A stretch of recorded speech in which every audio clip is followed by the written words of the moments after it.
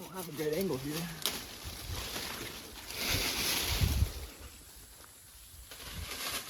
That could be a couple.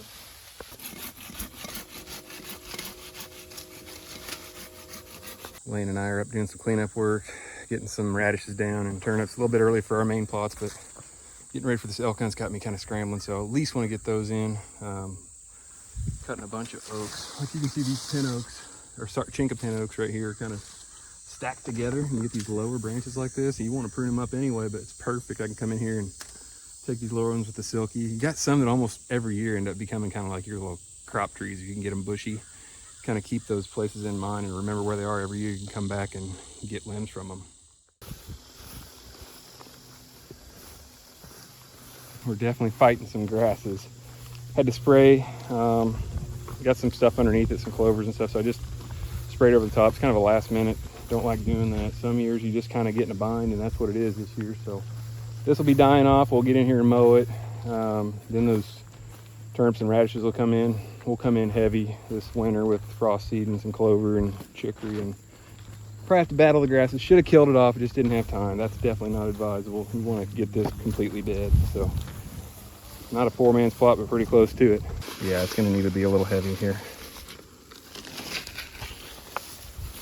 Set it on a 1 or a 2.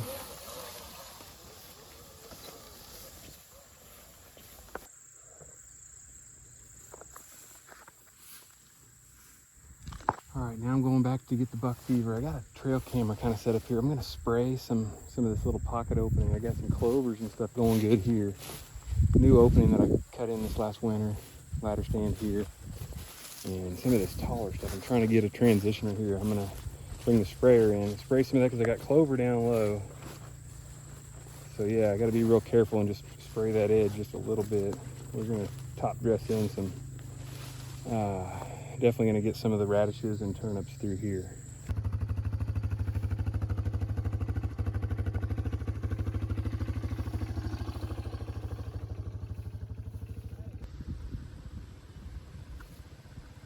Well, my cousin told me this spot was getting hammered by the deer. He wasn't lying. Look at this. This is a scene where they're just probably raccoons more so just by looking at the stalks, but definitely an area, just a perfect pocket right off of the edge of the micro plot that we're putting in right now. Lane's actually knocking it down right now. I just spread ahead of him, got the drag, basically a harrow drag, and this mostly just radishes, turnips, and some crimson clover to get us started for top dressing with some rye and wheat later, probably in September.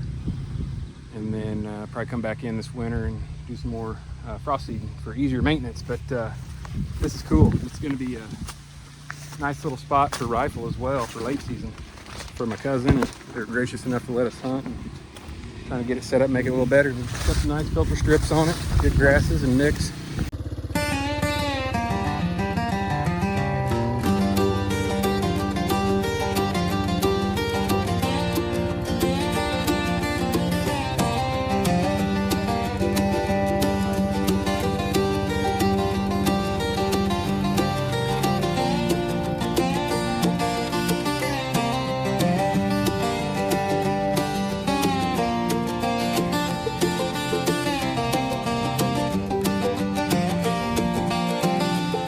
Still got to spray that plot, but I'm going to set up kind of a scrape line right across this.